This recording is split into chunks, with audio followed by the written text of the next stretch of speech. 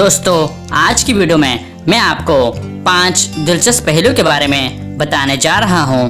तो आइए शुरू करते हैं। पहेली नंबर 1, वो कौन सा जानवर है जिसका दिल सर में होता है?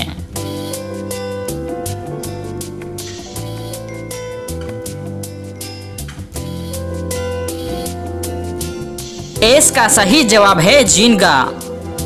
पहेली नंबर 2, वो क्या चीज है जो पढ़ने और लिखने दोनों में काम आता है, लेकिन ना तो वो पेन है और ना ही कागज?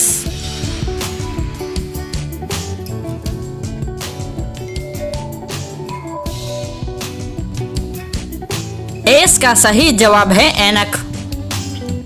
पहेली नंबर 3, वो कौन सी जगह है जहां एक दिन 1 साल के बराबर होता है?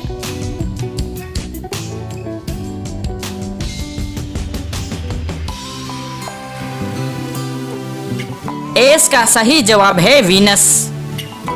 पहेली नंबर 4, वो कौन सी जगह है जहां जाते तो 100 लोग हैं लेकिन वापस 101 लोग आते हैं?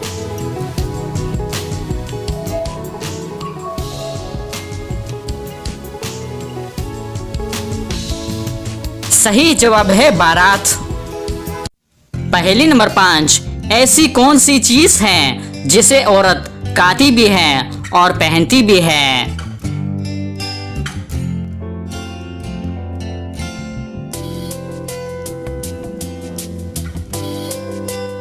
इसका सही जवाब है लौंग।